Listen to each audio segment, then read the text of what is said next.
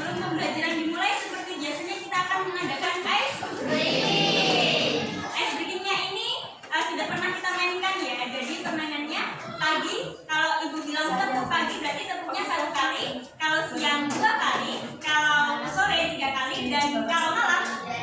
Oke, kita mulai ya. Mungkin biar lebih semangat kalian bisa berdiri dulu. Mulai ya. 1, 2, 3, tepuk pagi. Siang, sore, malam, pagi, siang, siang, sore, siang, malam, malam, pagi, siang, sore, malam. Oke.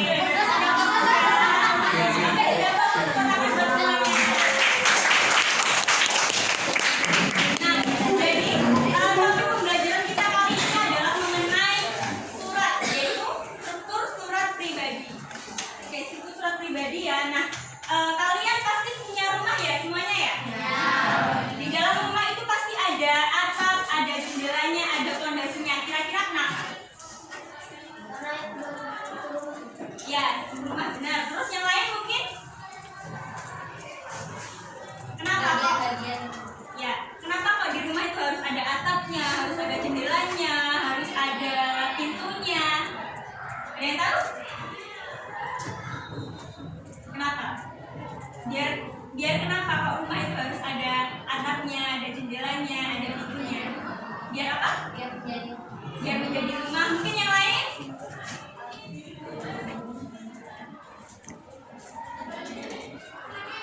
Biar bisa ditempati. Mungkin ada lagi yang lain? Agar lengkap. Oke, bisa. Jadi kita ibaratkan struktur teks surat pribadi itu seperti struktur rumah ya.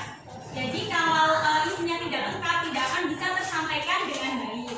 Maka dari itu isinya harus lengkap supaya bisa tersampaikan dengan baik kepada penerima surat. Baik, di sini kita akan belajar struktur surat pribadi. Nah, sebelum belajar, Ibu akan menyampaikan tujuan pembelajarannya ya. Jadi setelah belajar struktur surat pribadi nanti kalian diharapkan bisa untuk menyebutkan bagian-bagian dalam struktur surat pribadi dan juga menganalisis bagian-bagiannya di dalamnya menggunakan kuis yang nantinya akan Ibu berikan kepada kalian. Oke, silahkan buku paketnya dibuka dan juga dikeluarkan buku catatannya ya. Buku paketnya silahkan dibuka di halaman 183.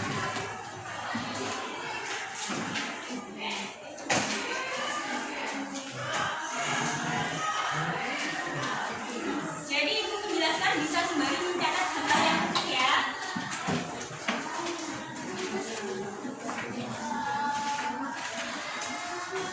183 yang bagian surat pribadi ada strukturnya ya itu ya. Oke, sebelum kita masuk ke bagian struktur surat pribadi, apakah kalian masih ingat apa itu surat? Ada yang masih ingat? Beberapa orang saja tidak apa-apa.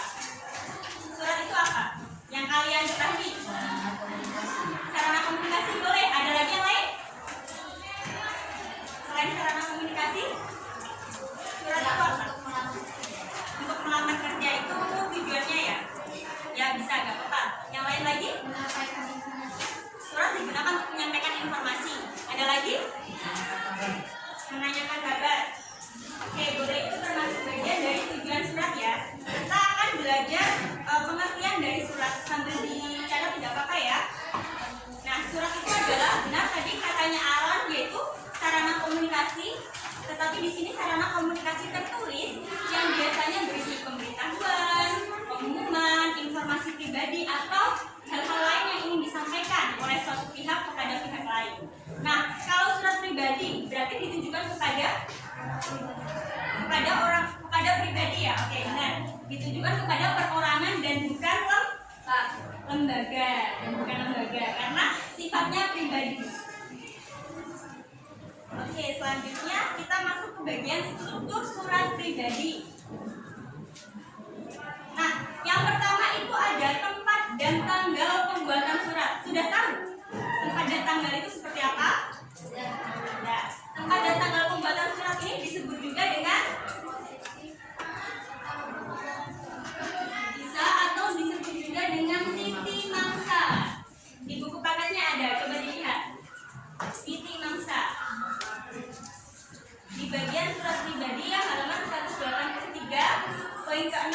bagian unsur-unsurnya itu kan ada poin A itu titik mangsa. Itu adalah nama lain dari tempat dan tanggal pembuatan surat. Bisa sembari dicatat ya kalau yang belum dicatat. Nah, contohnya seperti itu, misal Jember 16 Mei 2025. Nah, itu untuk cara penulisannya harus diberikan tanda koma setelah kotanya. Setelah tempatnya itu harus diberikan tanda koma, baru diberikan tanggalnya. Selanjutnya yang kedua setelah ada titik mangsa, yaitu harus ada penerima dan alamat tujuan surat. Nah, penerima dan alamat tujuan surat ini berisi nama dan alamat penerima surat. Nah, misal Tisha menulis surat di Jember 16 Mei 2025. Tisha ingin mengirimkannya kepada Karisha. Berarti nanti di bagian penerima dan alamat tujuan surat harus diberikan nama temanmu tadi. Siapa namanya? Karisha di mana? Misalnya di Jember. Oke, boleh begitu atau begini. Ada salam pembuka. Nah, salam pembuka itu sapaan yang ditujukan kepada penerima surat. Contohnya mungkin Jovita bisa dibaca contohnya apa saja?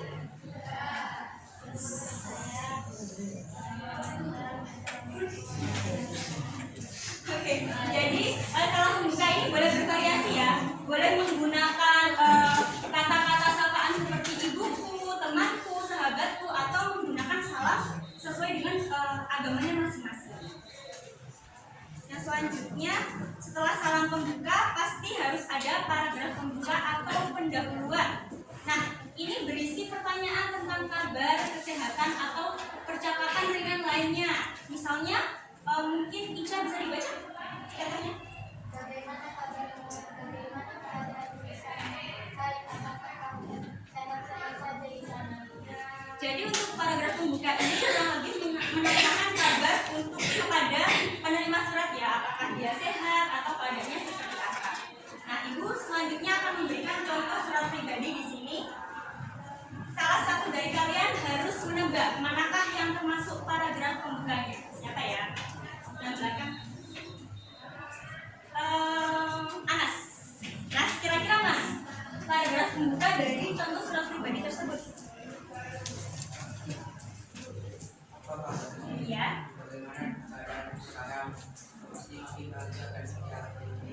Kira-kira benar atau enggak yang dijawab oleh Anas? Benar. Benar ya. Tepuk tangan buat Anas.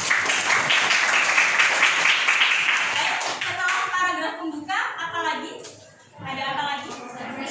Paragraf isi itu berisi inti atau pesan yang ingin disampaikan oleh pengirim surat ya. Nah, contohnya seperti ajakan untuk berlibur, memancing, atau hanya menyampaikan kerinduan dan informasi-informasi pribadi lainnya itu bisa. Nah, di dalam surat ini ada yang bisa menebak kira-kira manakah yang termasuk paragraf isinya? Angkat tangan. Paragraf isi dari contoh surat ini kira-kira yang mana? Ya, Tisha? Aku menulis surat ini untuk berbagi cerita menarik tentang kegiatanku di sekolah.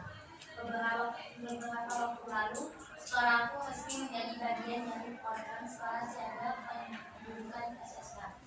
Program ini menarik sekali karena kami diajarkan berbagai hal tentang pentingnya menjaga pergaulan, menghindari pernikahan dini, dan pengetahuan baru lainnya. Kelompokku kemarin juga juara membuat materi assessment akan kehidupan. Oke, sudah. Jadi benar ya, isinya itu yang paling banyak paragrafnya. Nah, ini membicarakan tentang SSK atau yang kemarin sudah kita laksanakan bersama ya, sekolah siaga kependudukan yang membahas tentang pernikahan dini, pergaulan bebas, dan lain sebagainya. Oke, yang terakhir ada paragraf penutup. Ini biasanya berisi harapan-harapan baik yang ditujukan kepada penerima surat. Harapan-harapan baik ini biasanya ditandai dengan kata semoga. Jadi misal semoga kamu sehat-sehat saja ya, semoga kamu bisa membalas suratku ya, seperti itu. Nah, ini ada contoh lagi. Coba Rofiqul ditunjukkan mana yang kira-kira termasuk paragraf penutup yang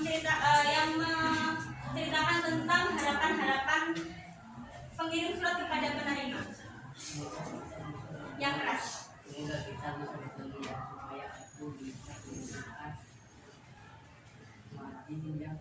Oke, benar ya. Jadi yang paragraf berikutnya itu semoga kita bisa bertemu. Yang berikutnya setelah ada salam harus ada nama dan tanda tangan pengirim surat. Contohnya seperti di PPT ini, contoh sahabatku, kemudian ada tanda tangannya, setelah itu ada namanya. Setelah ini kita akan Ibu akan mengadakan kuis online yang nanti bisa diakses kalian ya. Nah, ini aturannya nanti kuisnya ini berkelompok. Jadi satu kelompok terdiri dari 2 orang. Nah, kelompoknya ini dengan teman semejanya saja. Mungkin ada yang belum selesai mencatat, bisa dicatat ya sambil menunggu Tisha mengambil handphonenya. Ada yang ingin ditanyakan? Silakan kalau ada yang ingin ditanyakan. Ada yang tidak punya kuota atau punya semua, silakan dihidupkan dulu data selulernya ya. Bentar ya. Apa? Iya, pakai hotspotnya.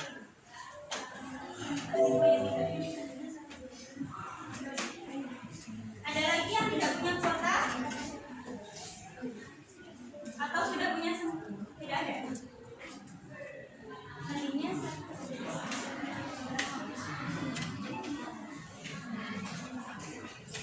yang tidak punya kuota, Ibu kasih hotspot ya. Sandinya itu username-nya Vivo Y36, sandinya 123456778. Silakan.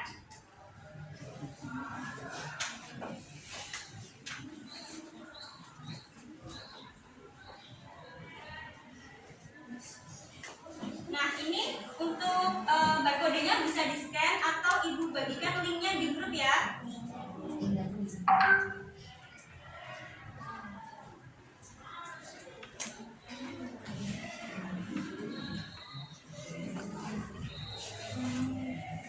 Silakan bisa diakses linknya, atau yang tidak bisa buka linknya bisa memindai barcode yang Ibu tampilkan di layar ya.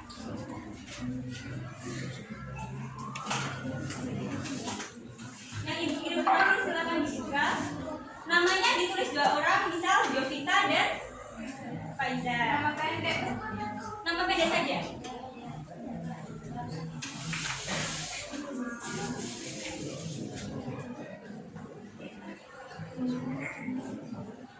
Ada yang kesulitan mengakses linknya? Siapa? Atau bisa mulai dikerjakan ya, waktunya 15 menit. Ada yang sinyalnya susah ya?